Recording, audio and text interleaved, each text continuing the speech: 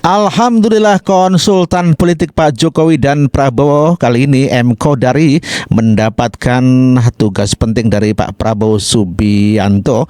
Luar biasa Pak Kodari sekarang sudah masuk istana dan inilah pernyataan Kodari. Kita dengarkan sama-sama. Ya.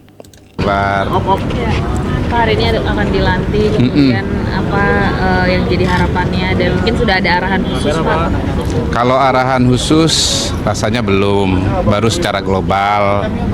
Tentu harapan kita Indonesia bersama dengan Pak Prabowo dan Mas Gibran menjadi jauh lebih baik lagi dan pada arah dan jalan yang tepat menuju Indonesia maju atau Indonesia Emas 2045 gitu. Mungkin sudah tahu nanti akan target kerjanya ke depan seperti apa di Kementerian? Sementara saya masih memahami bahwa dalam posisi saya sebagai wakil KSP ya mendampingi Bapak Kepala Staf Kepresidenan mengawal program-program pemerintahan. Kita tahu bahwa programnya Pak Prabowo ini kan targetnya tinggi, timnya juga banyak, tugasnya juga banyak, jadi perlu. Itulah M. Kodari yang dipercaya menjadi wakil kepala staf kepresidenan. Ya memang pas sih.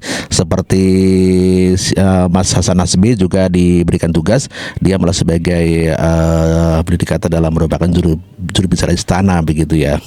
Mantap dan selamat buat Bung Kodari.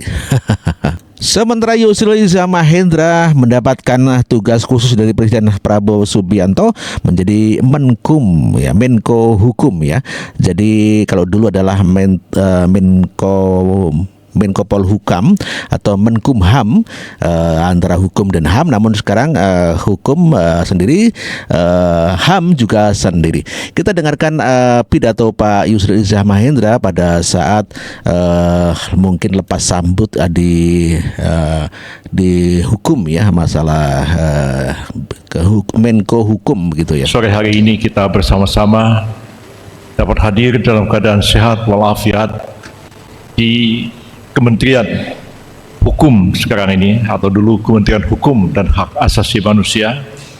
Sama-sama kita menyambut kedatangan para pemimpin, para menteri, para wakil menteri yang baru yang selanjutnya akan menangani tugas-tugas yang selama ini jadi tanggung jawab dari Kementerian Hukum dan Hak Asasi Manusia.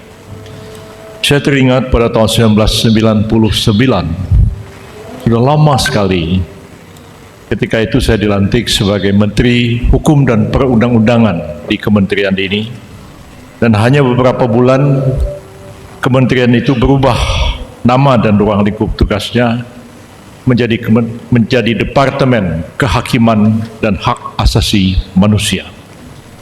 Pada waktu itu Kementerian Negara Urusan HAM yang dipimpin oleh almarhum sekarang Bapak Hasbullah Saad ya, dilikuidasi oleh Presiden Abdurrahman Wahid dan diintegrasikan kepada Itulah pidato Yusril Iza Mahendra yang menyambut dalam acara lepas sambut ya di Kementerian Hukum ya. Luar biasa Pak Yusril, dia pernah menjadi Menteri Hukum juga pada saat Presiden Abdurrahman Wahid ya. Sementara Menteri Luar Negeri baru ini Pak Sugiono, ini adalah juga seorang militer juga ya, di bawah kepemimpinan Pak Prabowo Subianto. Kita dengarkan Pak Sugiono yang menjadi wakil menjadi Menteri Luar Negeri ya. Buat saya maknanya ini adalah sebuah penghormatan yang diberikan oleh Pak Presiden kepada saya, dan juga merupakan sebuah tanggung jawab yang tidak kecil, apalagi beliau ingin menjadikan Indonesia sebagai negara yang bisa jadi tetangga yang baik buat semua, dan ini saya kira adalah sesuatu yang harus dijaga dan harus diimplementasikan dalam hal-hal yang lebih konkret, saya kira seperti itu. Ini merupakan kepercayaan. Saya juga berdoa kepada Tuhan Yang Maha Kuasa Allah Subhanahu wa Ta'ala,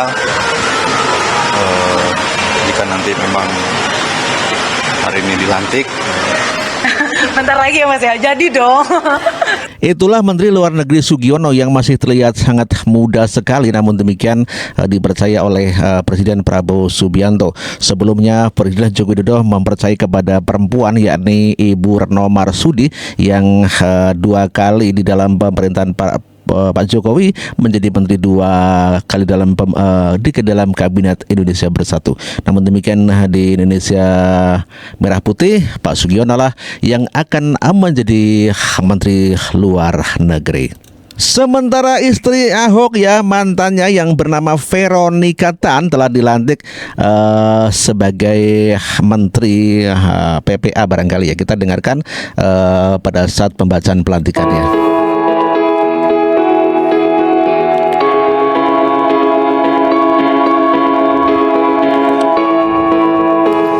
54 ya. Veronica Tan S.Ars, Wakil Menteri Pemberdayaan Perempuan dan Perlindungan Anak. Wakil Menteri PPA ya. Jadi kita dengarkan tadi ya, Veronica Tan dipercayakan oleh Pak Prabowo Subianto sebagai Wakil Menteri Perempuan dan Perlindungan Anak ya. Ini tentu saja hal ini bisa menampar telak kepada Ahok yang tidak dipakai apa-apa ya oleh Pak Prabowo Subianto, dikarenakan telah nyinyir kepada pemerintahan Prabowo Gibran. Sungguh luar biasa nih Veronica Tan yang telah sukses menyalip Ahok. Penandatanganan berita acara 1. Sementara Mayor Teddy yang ajudannya Pak Prabowo Subianto, dia adalah berpangkat mayor, namun dengan diangkat menjadi menteri, otomatis Mayor Teddy jabatan ataupun pangkatnya setara dengan jenderal ya, paling tidak adalah mayor jenderal atau letnan jenderal. Dan inilah pada saat detik-detik pelantikan kepada Mayor Teddy, kita dengarkan sama-sama ya. Persiapan penandatanganan berita acara. Kepada Saudara Teddy Indrawijaya, dimohon menuju meja penandatanganan. Mas Teddy, tanda Kepada tangan. Yang terhormat Presiden Republik Indonesia, dimohon menuju meja penandatanganan. Penandatanganan berita acara 1. Saudara Teddy Indrawijaya sebagai Sekretaris Kabinet. Sekretaris Kabinet ya.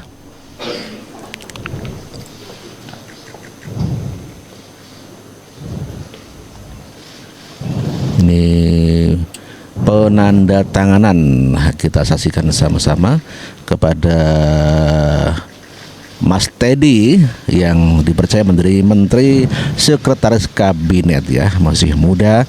Karena saking kedekatannya dengan Pak Prabowo, dan Pak Prabowo sebetulnya sangat bergantung ya, dalam arti kepada Mas Teddy, orang kepercayaan Pak Jokowi sebelumnya, dan sekarang diangkat oleh Pak Prabowo menjadi Menteri Sekretaris Kabinet dengan setara dengan jenderal begitu ya. Luar biasa.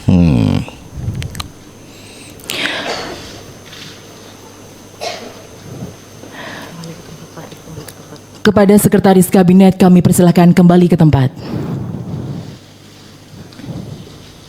2. Saudara Ludwig F. Paulus sebagai Wakil Menteri Koordinator Bidang. Itulah baru saja kita saksikan penandatanganan yang dilakukan oleh Mayor Teddy yang diangkat oleh Pak Presiden Prabowo Subianto sebagai Sekretaris Kabinet ya. Selamat buat Mas Teddy Indrajaya.